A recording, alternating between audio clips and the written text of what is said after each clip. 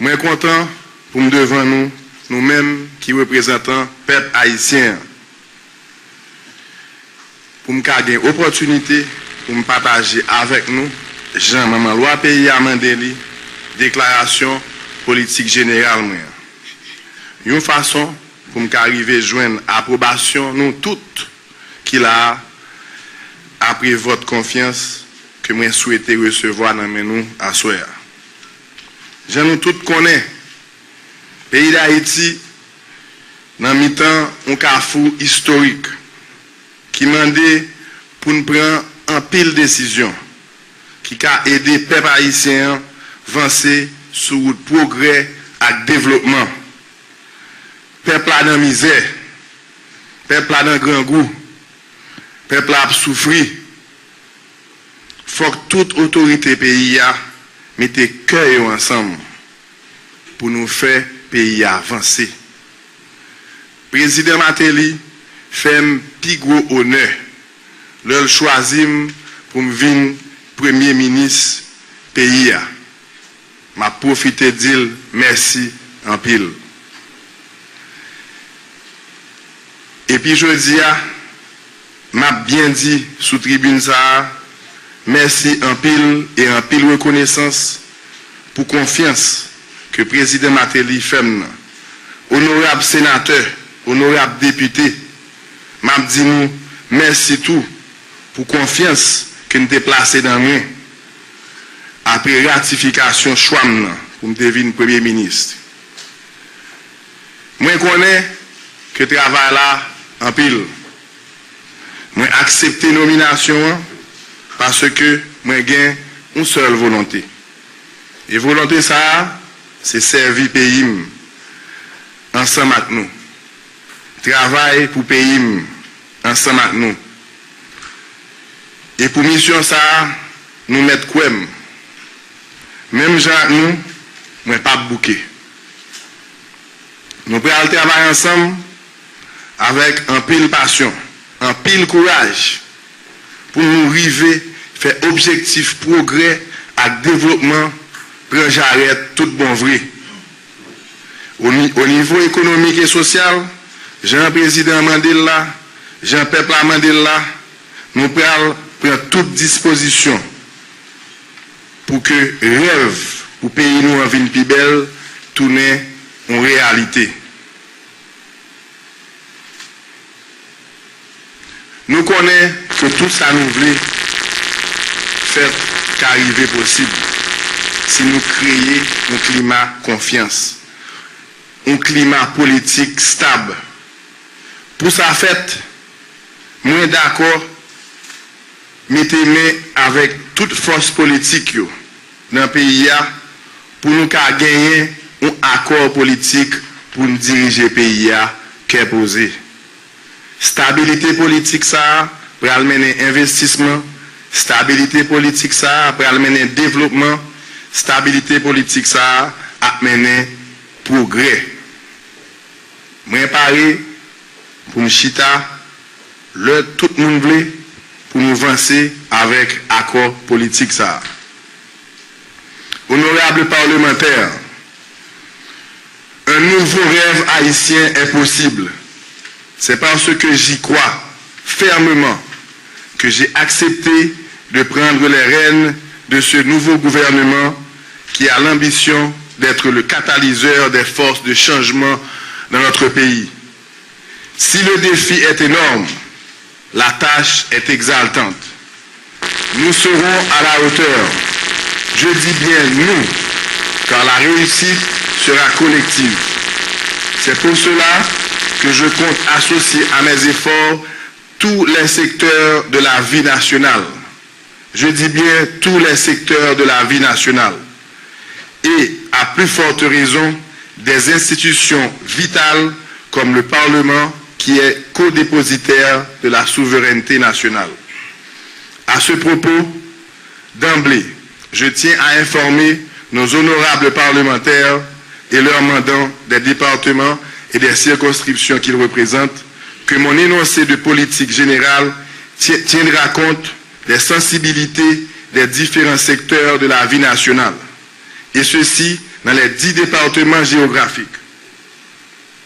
Une telle démarche est nécessaire pour que règne la sérénité et l'entente indispensables au lancement du grand chantier de la reconstruction. Nous voulons bâtir l'esprit tête ensemble, un programme qui peut servir comme base société, qui peut servir comme base un vrai projet de développement national.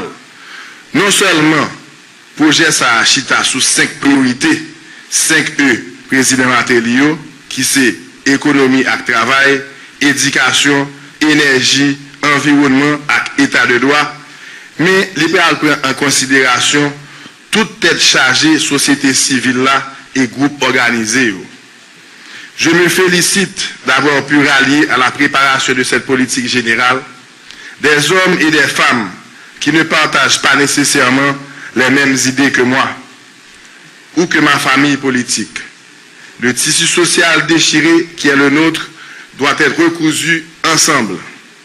Les troubles politico-économiques dont souffre notre pays sont le symptôme d'une crise plus profonde, celle de notre incapacité à transcender nos différences et à travailler ensemble, même dans la diversité et la différence d'opinion. Nous devons changer cet état de choses. Mon gouvernement sera prêt à remplir sa part du contrat. Je suis un homme de dialogue. Mon gouvernement le sera. Je suis un homme d'ouverture. Mon gouvernement le sera. Je suis un homme sensible à la grande misère du peuple haïtien. Mon gouvernement fera tout ce qu'il faut pour mettre Haïti sur le chemin du progrès économique et surtout du progrès social. Honorables parlementaires, passer faut que le peuple la joigne. C'est le slogan ça qui peut guider l'action gouvernement. Faut que le peuple la joigne. Avant toute l'autre bagaille, programme PAM, c'est aider ça qui pipe pas de moyens. C'est pour ça, politique gouvernement, pour camper sous action sociale, pour camper sous bit, aider maman et papa petite, qui pas qu'à voir petite à l'école, qui battre la ria pour chercher la vie. Pour ça, nous avons besoin d'un pile aide et nous avons besoin d'un pile investissement. L'investissement privé massif, oui, mais à une seule fin, celle de générer des moyens pour que le gouvernement haïtien mène une politique sociale d'envergure en faveur de ceux vivant dans la pauvreté extrême. Chiffre bail tête fait mal depuis tremblement de terre 12 janvier. Bagay yo vin pi malouk. Si dans l'autre pays Caraïbes là, moun a vivre jusqu'à 72 ans, limite la vie moun en Haïti yo pas dépasser 60 ans. Seulement 52% haïtiens vivent joindre de l'eau potable pour yo boire. Il y a à peu près 5 à 6 docteurs pour chaque 10 000 haïtiens. Il y a plus passé 68% haïtiens qui par contre ni lit ni écrit. Ça va 6,8 7 haïtiens sur 10 par contre ni lit ni écrit. Situation ça est inacceptable. Moi je veux pour nous connaître que le gouvernement Matéli Lamotte là peut faire tout ça capable pour lui porter changement dans la situation si là. Honorables parlementaires, aujourd'hui, notre peuple a besoin d'un sursaut de civisme, de conscience patriotique et de foi dans l'avenir. Quant à moi, encore une fois, je me mets au service d'Haïti et des Haïtiens. Sur les terrains de tennis du monde entier, où j'ai toujours hissé au mât du succès le drapeau de mon pays, ma foi patriotique a toujours guidé ma fierté d'être né haïtien et de le rester. Les quelques succès que j'ai connus dans ma vie, je les dois à ma persévérance et à mon assiduité au travail. Ces qualités, je les mettrai à contribution dans le nouveau combat que je m'apprête à livrer à la tête du gouvernement contre la misère, la corruption et l'exclusion sociale. L'expérience que j'ai acquise, je veux l'offrir à tous et à toute la jeunesse de mon pays. Moi, dis tout le monde tête frette. Moi, dis tout le monde posé. Fais président nous en confiance, fais-moi confiance, prends une petite patience. Le gouvernement a monté, vous pouvez sentir que gagne l'État qui a marché, que gagne une police qui a fait travail, que sécurité a blaye dans 4 coins pays. Vous pouvez sentir que Haïti a réussi à décoller. Les principes et les valeurs que nous défendons. D'abord, l'inclusion sociale. Pour nous, c'est le maître mot d'une politique qui vise l'égalité et la justice sociale. 2. La bonne gouvernance. Les principes que nous voulons défendre sont ceux de la bonne gouvernance, synonyme d'une gestion rationnelle des ressources de l'État. 3. La responsabilité fiscale. La qualité de citoyen s'acquiert aussi par la responsabilité fiscale de tous, sans distinction. 4. La liberté d'expression et d'association. Les dispositions constitutionnelles actuelles garantissent la liberté d'expression et d'association. C'est un acquis gagné de haute lutte qu'il nous faut préserver à tout prix. Mon gouvernement s'engage à contribuer au renforcement de la formation des journalistes. 5. L'idéal démocratique. Pour que s'instaure l'état de droit en Haïti, il faut des élections honnêtes à intervalles réguliers. Il n'y aura de gouvernement plus attentif et respectueux des droits de l'homme que le gouvernement Martelly-Lamotte. Les droits de l'homme constituent à l'heure actuelle un fondement essentiel de l'état de droit et de la démocratie, et de ce fait, une condition nécessaire de la légitimité de l'État. Nous devons mettre Haïti en chantier. Haïti jouit d'un potentiel énorme à tous les niveaux. Notre pays dispose de sérieux atouts pour réussir un véritable boom économique si les conditions sont réunies. Nous arrivons dans un carrefour décisif pour le peuple haïtien. Pas oublier, nous te mettons force pour être nous ensemble pour nous écraser l'esclavage. Nous te goumets ensemble pour nous bâtir la nation ça, sans modèle, sans moyen. Nous te réussi ensemble, gagner Paris ça, lever défi ça, pour nous sauver le pays nous en bas abus, exploitation avec mauvais actes. Nous fiers, je dis, pour nous camper debout parce que nous sommes un peuple libre, malgré vents et marées, mais ça, pas facile. Nous pas qu'à bloquer l'histoire.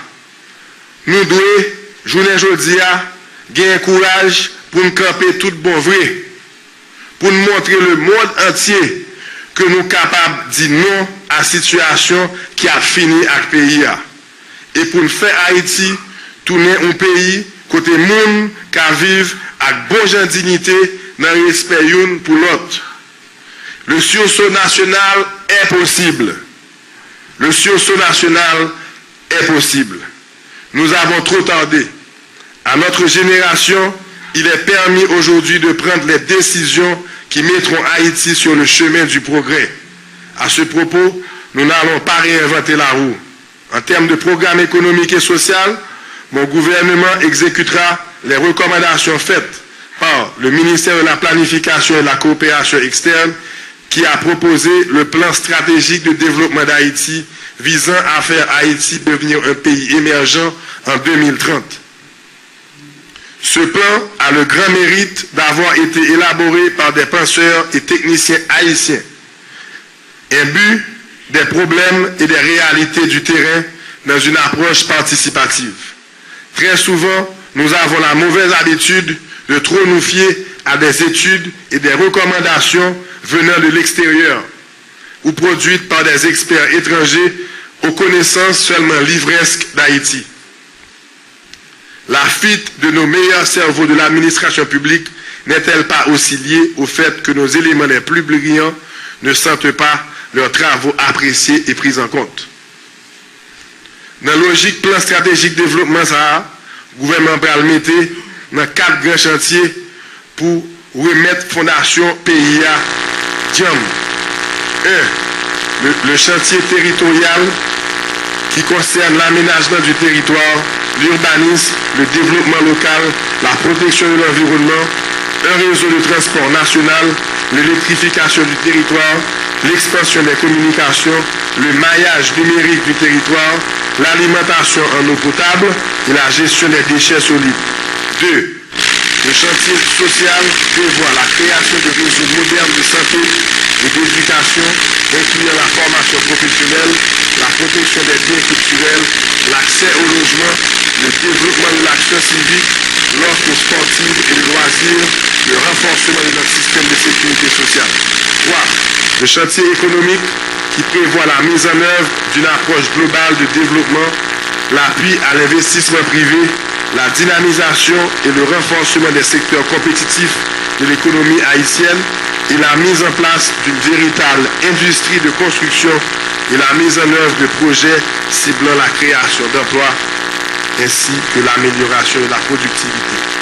4. Et finalement, le chantier institutionnel, outil indispensable de mise en œuvre des chantiers mentionnés précédemment qui englobent la révision du cadre légal, le renforcement des institutions, la modernisation de l'administration publique, le renforcement des collectivités territoriales et celui de la société civile. Pour ça arriver qu'à fait, il faut tout mettre main. Nous devons faire, nous qu'à faire. Nous avons des ressources pour nous faire. Nous avons des bagages pour nous faire, c'est trousser manches nous et puis mettez-nous au travail. Faire pays à tourner pour aucun chantier, c'est ça qui est. Nous mettons Haïti pour aller voler, Haïti pour aller changer. Haïti est pour le plus belle encore. La réforme institutionnelle, un gouvernement au service du citoyen. Abdino Kishore. Nous allons faire un genre pour l'administration pays répondre à besoins de la population. Ça peut demander un pile réforme, un pile changement, gens, population souhaiter tout le temps. C'est ça qui peut faire pays à marcher puis bien. C'est ça qui est les bonnes gouvernances dans 4 coins pays. Je veux donc prendre devant cette auguste assemblée au nom du gouvernement l'engagement de créer les conditions favorables à la réforme administrative et à l'instauration d'une fonction publique de carrière. Nous allons redonner à l'État, via l'administration publique, sa vocation première qui est de desservir et de servir la population. Il faut que le gouvernement ait un peuple à service. Pour cela, mon gouvernement s'appuiera sur l'apport des technologies pour appuyer la réforme. Internet, courriel, téléphone, IP, ceci dans la plus grande transparence quant à la gestion par l'administration des données détenues, notamment les informations personnelles ou confidentielles. Les bâtiments publics. Honorables parlementaires, pour réussir la réforme institutionnelle, pour faire de l'État haïtien un État moderne, capable de remplir ses fonctions régaliennes, nos institutions publiques doivent être bien logées. Nos cadres doivent pouvoir travailler dans de bonnes conditions. L'efficacité administrative publique est au cœur des réussites de politique publique. À ce propos, l'unité de construction de logements et de bâtiments publics est appelée à apporter une assistance technique à la construction des bâtiments publics et de logements sur tout le territoire. Dans un premier temps, mon gouvernement entend doter cette unité de moyens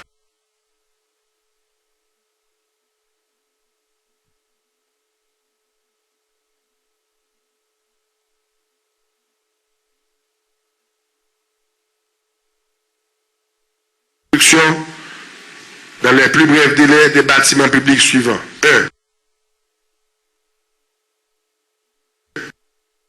Le palais de justice. 2. Le palais législatif. 3. Sur un autre lot, comme vous le savez, la République a fait campagne sur les points suivants. 1. Premier E, État de droit et démocratie.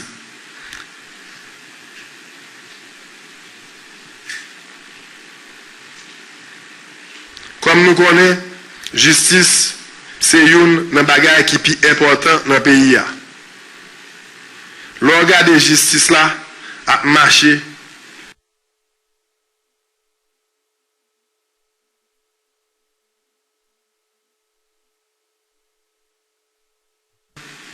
Il faut nous renforcer. En pile ville province, il y a un problème. En pile ville province, pas même un bureau d'état civil, ni tribunal de paix. Sous 560, qu'est-ce pour chaque 100 000 personnes. Je vois un monde qui pour aller dans la section communale.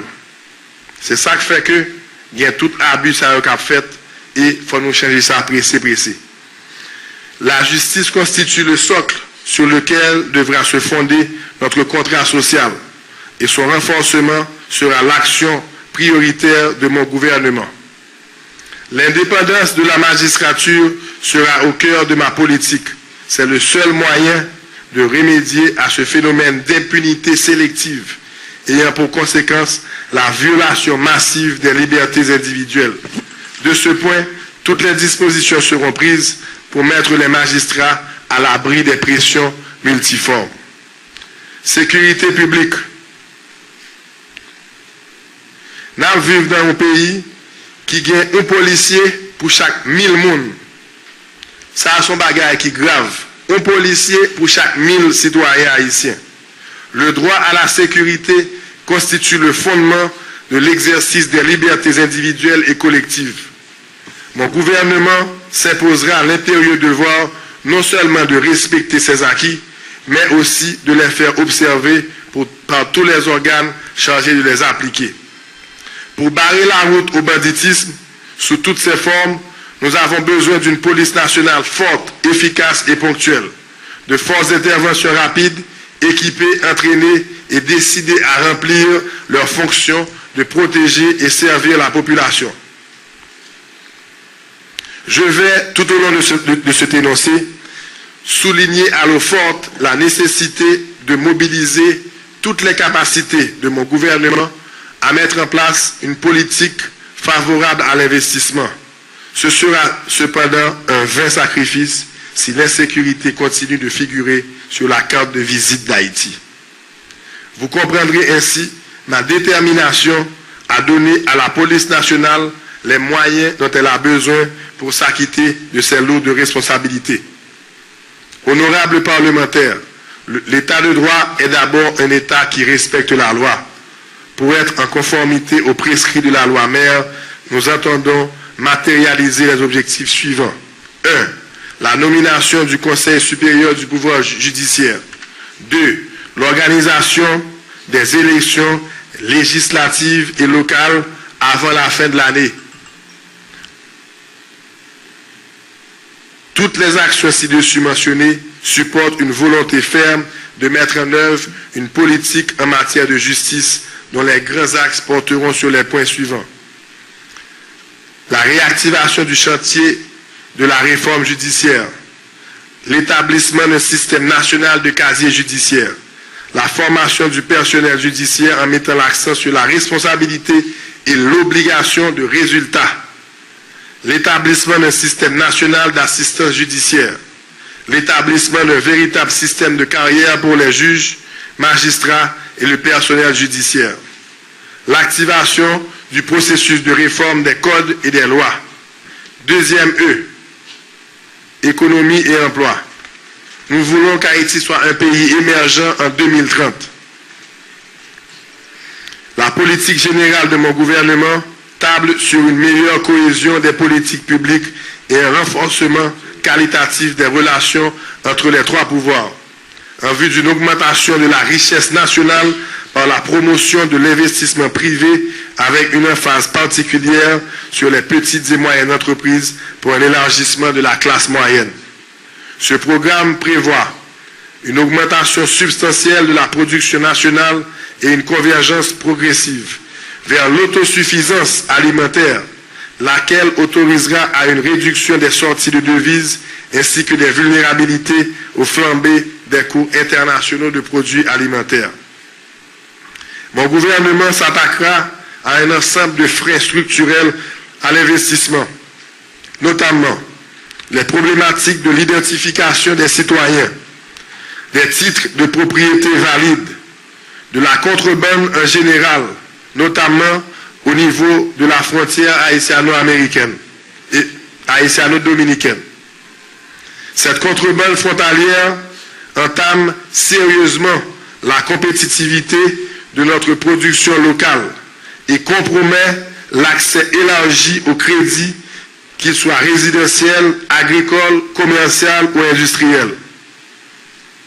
L'État favorisera aussi les investissements dans les secteurs d'exportation de biens et services en créant un cadre favorisant l'émergence des zones économiques intégrées à travers des partenariats publics-privés. Mon gouvernement jouera pleinement son rôle de catalyseur de l'investissement dans les secteurs compétitifs de l'économie à travers un train d'action visant 1. Le recours systématique aux partenariats publics-privés pour contourner la contrainte du déficit de moyens financiers de l'État. 2.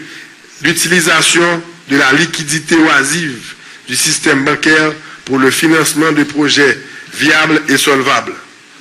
3.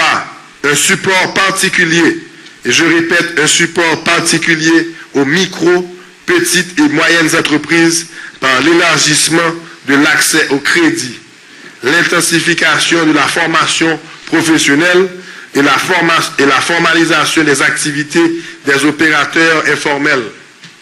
Honorables parlementaires, pour créer les conditions permettant à Haïti de devenir un pays émergent dans l'horizon 2030, mon gouvernement entend mettre en branle un ensemble de politiques publiques favorisant l'investissement dans des pôles de développement géographique et sectoriels qui seront déterminés en fonction des potentiels régionaux.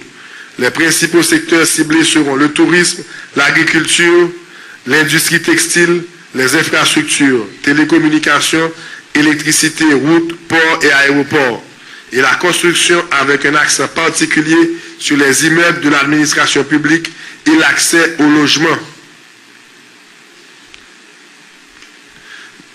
Mon gouvernement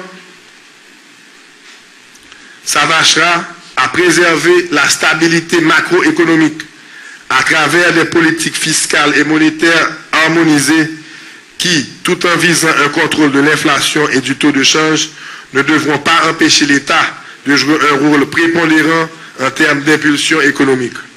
Bien sûr, la stabilité interne et externe de la monnaie est essentielle à la croissance.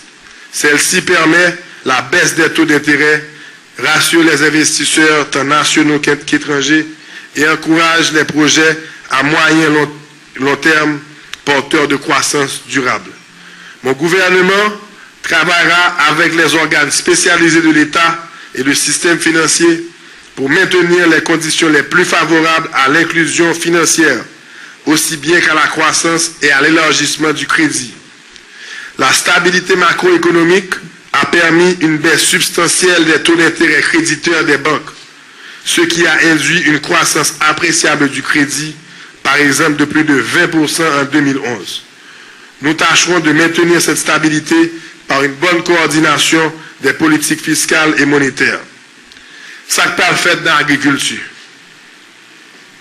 La vision de mon gouvernement pour le secteur agricole s'articule autour d'une agriculture 1. Rentable et donc capable de fournir un revenu acceptable aux producteurs. 2. Productive et performante pour répondre aux besoins d'une population croissante. 3. Moderne, donc intégrant des outils et techniques plus avancés. 4. Génératrice d'emplois stables et de devises pour l'économie nationale. Dans le cadre de la lutte contre la pauvreté extrême, mon gouvernement s'est fixé, entre autres, les objectifs spécifiques suivants. 1. Éliminer les blocages au niveau du foncier par la révision du cadre juridique en matière foncière. 2. Réduire de 25% la dépendance alimentaire pour atteindre un taux d'autosuffisance de 60% au bout des 4 prochaines années. 3. Accroître la productivité des populations rurales par le renforcement de l'organisation et de la capacité des acteurs. 4. Mettre en œuvre un plan global de mécanisation agricole. 5. Encourager un partenariat actif entre les producteurs agricoles et les micro, petites et moyennes entreprises agro-industrielles. 6. Faciliter l'accès au crédit des promoteurs agricoles et des groupements de jeunes désirant se lancer dans l'agriculture en développement des mécanismes innovants. 7. Réaliser des infrastructures hydro-agricoles, grandes et petites irrigations, dans la perspective d'une augmentation significative de la production agricole d'ici 2015. 8. Augmenter la production locale de riz de manière à couvrir une plus grande partie de la consommation nationale. Aujourd'hui, Haïti importe plus de 300 000 tonnes de riz et en produit seulement 90 000. Nous devons changer cet ordre de choses. Les travaux publics. Nous pouvons redynamiser tout projet travaux publics pour nous moderniser le pays. La stratégie consiste à développer un réseau routier primaire et secondaire de qualité. Aussi, il sera construit dans la logique de désenclavement des réseaux routiers destinés à relier les zones à fort potentiel de production qui sont aujourd'hui pratiquement inaccessibles en saison pluvieuse au marché intérieur. Au-delà du réseau routier, il s'agit également d'ouvrir le pays sur la région et sur le monde entier par la construction et la modernisation des ports et aéroports. 1. L'aéroport international Toussaint Louverture est en cours de réhabilitation. 2. La rénovation de l'aéroport international du Cap Haïtien est une des priorités majeures de ce gouvernement et la livraison de l'ensemble des travaux est prévue pour février 2013. 3. La rénovation des aéroports de Jacmel, de Jérémie, de Hinche et de Port-de-Paix sont essentiels. Le port de Port-au-Prince sera reconstruit. Nous opterons pour le choix des partenariats publics-privés, tout autant que cette formule se révèle la plus apte à offrir un service de qualité aux citoyens. L'industrie. La stratégie sectorielle industrielle de mon gouvernement table sur 1. La modernisation du cadre légal des affaires et l'harmonisation des lois et procédures nationales. 2. La création et la consolidation de tissus de micro-entreprises et de coopératives de transformation des produits agricoles et de production de services. 3. L'appui technique aux petites et moyennes entreprises en leur apportant des services nécessaires au développement de leur activité. 5. La mise en œuvre des mesures capables de favoriser la promotion et la croissance des investissements dans l'industrie des biens et services destinés aussi bien au marché intérieur, alimentation et artisanat de services, et au marché extérieur de sous-traitance. La filière vêtements et industrie légère doit retenir notre attention de façon soutenue. Malheureusement, notre pays ne compte que 2 parcs industriels hébergeant 90% des usines textiles du pays. Aussitôt mon gouvernement installé, nous allons veiller à ce que le pays bénéficie des retombées des lois HELP et HOPE 2. Le tourisme. Notre idéal pour Haïti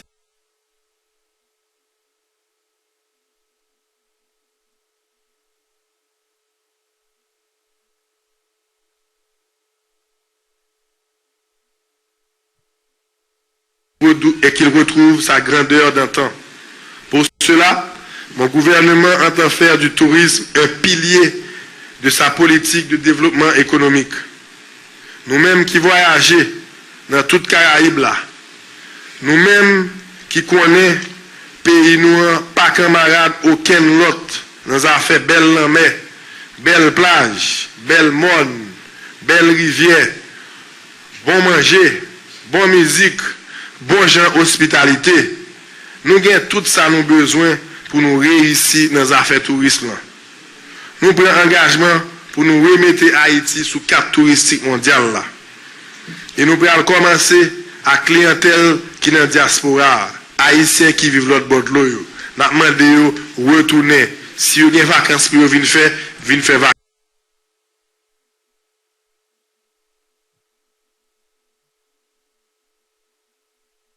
Des quartiers déjà urbanisés. La réhabilitation de 17 quartiers populaires, en particulier l'investissement de 30 millions de dollars, encore une fois, dans le quartier de Jalousie. Honorables parlementaires, il est évident que la situation des camps restera une priorité pour l'administration Martelly-Lamotte. Avant même son accession au pouvoir, le président Michel Martelly avait demandé à son équipe de se pencher sur la problématique des déplacés et de proposer un plan d'action immédiat et réaliste. Aujourd'hui, les résultats sont palpables. En effet, le projet 16-6, lancé en août dernier, a déjà permis la relocalisation de plus de 51 000 personnes. Les 6 camps associés à ce programme sont maintenant fermés. Place Saint-Pierre, Place Boyer, Place du Canapé Vert, Aéroport Maïgaté, Stade Silvio Cator et Primature. Ce projet demeure un symbole de collaboration exemplaire entre la présidence, le gouvernement, les autorités locales et la communauté internationale. Mon gouvernement entend continuer sur cette lancée. À l'heure où je me présente devant vous, honorables parlementaires, la relocalisation des sans-abri du Champ de Mars à quelques mètres de cette illustre enceinte est en cours. 67% des familles ont déjà été relocalisées et 100% des familles le seront d'ici l'été. Mon gouvernement entend s'attaquer immédiatement aux 45 camps situés dans les écoles nationales. Le gouvernement va commencer le travail sur 45 camps qui dans l'école nationale. Troisième E, environnement et aménagement du territoire. Parler sur l'environnement en Haïti, c'est une tristesse. Pour tout citoyen qui aime un pays, ça, juste dans le zoo. Pour nous camper, pour nous stopper, sous affaire de dégradation environnement, nous sommes obligés d'investir en pile sur une série d'actions qui sont urgentes. Pays d'Haïti, je vous dis, il y a seulement 1,5% de forêt. Nous avons coupé entre 30 à 40 millions de pieds bois chaque année. Le gouvernement peut prendre des mesures pour changer ça. 1. Réduire par le recyclage systématique au moins 20% de la quantité de déchets solides et liquides produits et déversés dans les décharges publiques. 2. Arrêter le processus de déboisement et rentrer dans une ère de reboisement qui conduira à la fin du quinquennat présidentiel à une amélioration substantielle de la couverture arborée. 3.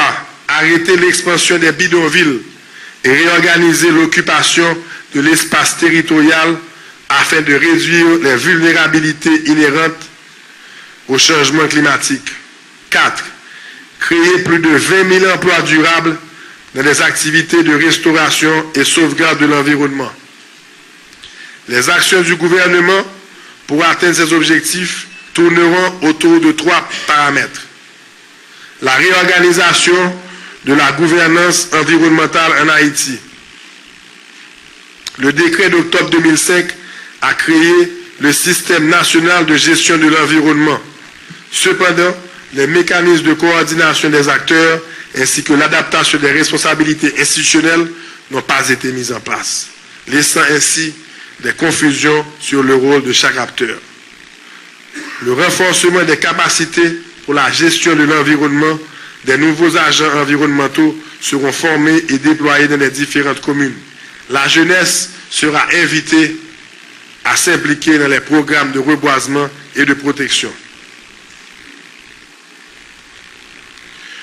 Mon gouvernement entend poser la problématique de l'environnement haïtien comme tout en adaptant l'aménagement du territoire aux réalités nationales. Parmi les grands dossiers en cours du SIAT, les suivis sont d'un intérêt particulier pour le gouvernement. L'appui à la reconstruction du centre-ville de Port-au-Prince, la participation au pilotage des grands projets de reconstruction de logements et de revitalisation urbaine, Martissan, Baillargeau, Carrefour et Delma 32. La définition avec tous les acteurs du foncier d'une politique nationale de sécurisation foncière et cadastrale à travers 2 expériences. Une nouvelle approche d'aménagement des bassins versants sur tout le territoire. Gestion des risques et désastres. La gestion des risques et désastres reste un défi majeur. Notre pays est de plus en plus exposé à de multiples phénomènes naturels d'ordre climatique, géologique, tels que les ouragans, les inondations, la sécheresse, les glissements de terrain et les incendies.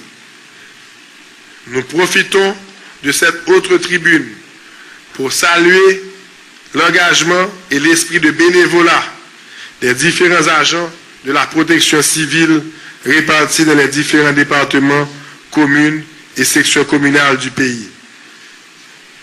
Nous ne saurions non plus oublier l'appui combien important de nos partenaires internationaux à travers les projets de coopération et de tous les pays amis d'Haïti qui, en mille fois, nous ont aidés. Décentralisation et collectivité territoriale. Pendant que 60% de la population vivent en milieu rural, 2% seulement de la population rurale ont accès aux services sanitaires. Pendant que 60% de la population vivent dans le milieu rural, seulement 2% de la population rurale ont services santé. 15% de la population rurale ont accès à de l'eau potable. Moins de 10% seulement dans l'école primaire, l'école publique primaire, installée dans la section communale. Et section rurale a accueilli seulement que 0,1% de fonctionnaires de l'État central. Pour corriger ce déséquilibre, voire cette injustice, mon gouvernement s'engage à élaborer une feuille de route pour l'opérationnalisation de la décentralisation. C'est une exigence constitutionnelle qui répond à notre vision d'inclusion de plus grand nombre d'Haïtiennes et d'Haïtiens dans la gestion de leur communauté. Il s'agit de mettre en place une administration de proximité et de responsabiliser les structures décentralisées, les collectivités territoriales et les communautés de base. Nous étudions aussi la possibilité d'implanter une police communautaire dans toutes les sections communales. 4e E, énergie, une nouvelle politique énergétique. Pour bâtir l'Haïti dont nous rêvons tous, il nous faut enclencher la machine économique qui nous permettra d'accélérer la croissance. Aucune croissance économique n'est possible sans une politique énergétique pouvant assurer une desserte suffisante d'électricité aux entreprises, aux particuliers, aux agents économiques qui sont les principaux forgerons de cette croissance que nous voulons maintenir. Peuple à Bakane blackout encore. Il faut que le gouvernement ça fait ça le capable pour payer à la lumière le plus vite que possible. C'est un vœu pieux que de mettre en place une politique industrielle si nos usines doivent continuer à couler sous le poids d'investissements massifs dans des groupes électrogènes coûteux et souvent affectant l'environnement de manière néfaste. Comment penser à une reprise du tourisme si les hôtels ne peuvent pas bénéficier d'une desserte minimum d'énergie électrique?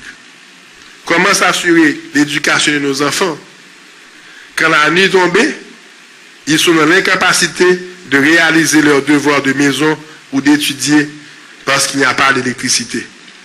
Quel avenir pour nos micro-entrepreneurs qui n'ont pas les moyens de se procurer des sources d'énergie autonomes leur permettant de survivre. Honorables parlementaires, pas qu'à gain développement si pas gain courant. Devant ce constat inquiétant, les objectifs de mon gouvernement sont clairs. Premièrement, nous allons bâtir une stratégie énergétique solide. Deuxièmement, nous allons réorganiser l'EDH pour la rendre financièrement plus rentable et qu'elle augmente sa desserte en électricité à tous. Troisièmement, le gouverneur Martelly Lamotte s'engage à initier un programme d'éclairage public dans les plus importantes agglomérations urbaines.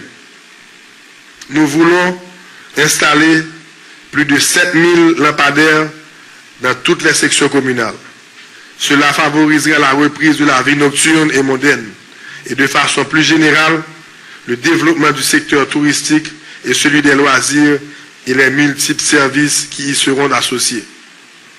Quatrièmement, nous comptons construire un partenariat tripartite de développement pour l'énergie qui inclut l'État, le secteur privé et les bailleurs de fonds. Seul l'État ne pourra plus faire face aux 2 milliards de dollars nécessaires à la reconstruction d'un réseau national de production, de distribution et de commercialisation d'électricité. Aussi, l'État a intérêt à faire appel à l'initiative privée en vue de mobiliser les ressources humaines et financières nécessaires à offrir une énergie plus fiable et moins coûteuse. 5e E, éducation, développement humain et social. Honorables parlementaires, il n'est pas normal qu'en 2012, il y ait des milliers de gens qui ne connaissent pas lire et écrire. C'est inacceptable pendant que l'entreprise nous a voulu chercher les gens à l'étranger venir travailler, que il y a moins passé 9000 étudiants dans l'école technique ou professionnelle dans le pays d'Haïti. Et cette période-là, le programme n'a pas marché. Il n'est pas normal non plus que l'université qui est placée pour le développement dans un pays, côté, il y a seulement 1000 étudiants pour 100 000 habitants. Domaine éducation, il faut que nous fassions un pile effort pour nous aider l'université, pour nous aider les étudiants, pour nous aider. En collaboration avec le Parlement, dans une économie globalisée où les nations font jouer les avantages compétitifs pour réussir leur politique touristique, Haïti dispose, avec sa culture, trésor universellement reconnu, d'un atout considérable et indéniable qui nous aidera certainement à lutter contre la pauvreté extrême. Entre autres objectifs visés par mon gouvernement, notons la relocalisation d'institutions telles que l'ISPAN, l'ENARTS, la Direction nationale du livre, la réhabilitation du Théâtre national d'Haïti, la réhabilitation du Ciné Triomphe et du Rex Théâtre, entre autres. Par ailleurs, mon gouvernement entend également apporter un soutien aux livres et à la lecture et à l'écriture en créant de nouvelles bibliothèques dans les provinces, lesquels auront pour vocation d'être de véritables centres d'animation culturelle capables de cimenter la vie des opérateurs publics et privés. Un plan d'ensemble d'action sera mis en œuvre. La construction d'un hôpital à Jacmel. Un plan de réhabilitation des anciens hôpitaux et de construction de nouveaux sera mis en œuvre. Parmi les nouveaux hôpitaux à construire, il faut noter aussi, comme je viens de le dire, celui de Jacmel et le Mien-Balais. 2. Les programmes de soins préventifs seront renforcés, incluant la surveillance des maladies transmissibles, comme le VIH-Sida. L'accent sera mis sur le système de soins curatifs. Le processus de distribution de médicaments sera mieux régulé, assurant ainsi la disponibilité des médicaments essentiels en région, d'une part, du respect des règles encadrant leur vente et leur consommation, d'autre part. Kounya là, on peut parler de causer femmes. Je voulais attirer attention honorable parlementaire que le gouvernement Martelly Lamotte là comptait 40% femmes. 40% femmes dans le gouvernement Martelly Lamotte là. Comment accepter que les femmes représentent 52% de la population et que moins que 5% d'entre elles occupent des postes de direction parmi les cadres supérieurs de l'administration publique? S'agissant de la participation politique des femmes, leur présence est très faible dans les sphères de décision. Sous notre leadership, tous les départements ministériels et toutes les institutions de l'État seront fortement responsabilisés et travailleront en étroite collaboration avec le ministère de la Condition féminine et aux droits de la femme à l'intégration des questions d'égalité hommes et femmes dans la mise en œuvre des politiques sectorielles. Mon gouvernement s'engage d'emblée à matérialiser les objectifs de la mise en place d'une politique d'égalité des sexes par l'adoption d'un ensemble de lois y relatifs. Voies et moyens. Quelles sont les voies et moyens que nous allons utiliser? Nous devons faire d'Haïti un pays émergent en 2030. C'est un objectif très ambitieux qui va nécessiter la mobilisation d'importantes ressources humaines, mais surtout matérielles et financières. Pour trouver les ressources nécessaires, il nous faut convaincre, et pour convaincre, nous devons d'ores et déjà réaliser les nombreuses réformes qui mettront en confiance le peuple haïtien d'abord, la société et le secteur privé des affaires ensuite. La réforme financière, augmenter et diversifier les revenus du Trésor, diversifier les sources de financement et relever la croissance. Les lois fiscales qui accompagnent le budget voté pour l'exercice 2011-2012 prévoient déjà la révision de certaines positions tarifaires, des lois d'assises et d'autres droits de timbre et de licence. Ce budget autorise des dépenses de l'ordre de 121 milliards de goudes, dont 36,8 milliards pour le fonctionnement et 80 milliards pour les investissements, financés essentiellement par les fonds de l'aide publique. De cette enveloppe, nous pouvons compter sur la mobilisation d'environ 33,2 milliards de goudes pour boucler l'exercice fiscal. Ces ressources seront affectées au paiement des salaires à hauteur de 9,5 milliards de goudes, des dépenses de fonctionnement des subventions, respectivement 5,2 et 2,9 milliards de goudes, et des investissements de l'ordre de 14 milliards de goudes.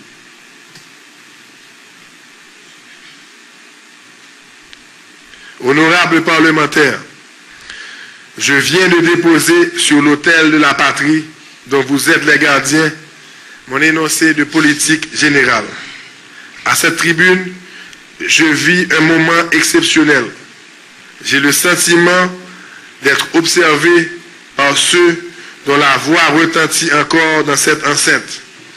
Je crois reconnaître celle de Boyer-Bazelet, Septimius Rameau, Tantès Bellegarde, Poléis Sanon, Rosalvo Bobo, Anténor Firmin, Dumarcin Estimé, Louis Desjoie, Constantin Maillard, Hannibal Price, Émile Saint-Lô, Alexandre Le Rouge, Myrlande Maniga, et de tous ceux qui, en dépit des menaces, de l'arbitraire, des incompréhensions, des préjugés, ont sonné le lambi de ce grand combat au profit de ceux qui les ont élus. Dans un langage sans doute différent, ils ont chacun, selon sa tendance politique, réclamé plus de justice, plus d'écoles, plus de santé, plus de sécurité, plus d'emplois, une meilleure répartition des richesses, en un mot, moins d'exclusion. Comme vous êtes rendu compte, j'ai choisi de faire du social le fil de trame des actions de mon gouvernement. Cette orientation vise à rapprocher les pouvoirs publics de tous les citoyens sans distinction. La forme du combat que nous devons mener sera différente de celle de Goman, d'Akao ou de Benoît Batraville. Mais l'idéal sera le même, sortir le peuple des affres de la pauvreté extrême. Ceux qui sont morts pour la liberté et pour une société plus juste en faveur de tous trouveront dans mon action gouvernementale les idéaux pour lesquels ils se sont battus. L'heure du ralliement a sonné. Il est temps d'oublier nos divergences. Il est temps d'oublier nos querelles. Ce n'est plus une affaire de Laurent Lamotte, de Michel Martelly et de leur famille politique. Je ne suis qu'un maillon de la longue chaîne qui nous ont unis. Soyons les artisans de notre porte-bourreau qui doit changer l'image de notre pays. Pendant que nous avons parlé avec le représentant peuple là, sous tribune ça, il y a une belle idée, le président Dumas s'est estimé qui était passé dans la tête. Un discours qu'il a fait le 25 mars 1947. Je prends un immense plaisir à citer en conclusion de mon énoncé de politique générale. Si chacun de nous, pour sa part, cédant à l'appel du patriotisme et du dévouement de la chose commune, c'est oublier ses haines, ses colères, ses déceptions et ses rancunes, si chacun de nous s'est trouvé en face de la tâche qui lui est assignée, le sens du devoir envers une patrie immortelle, et si chacun de nous trouve dans ce ciel et ces paysages et ce sol jadis arrosé du sang des ancêtres, les sens de la mission, le monde de cette terre du nègre libre. Alors, contemplant au bout de nos travaux l'œuvre de nos mains, nous dirons tous ensemble, Haïti, pas péri. Merci.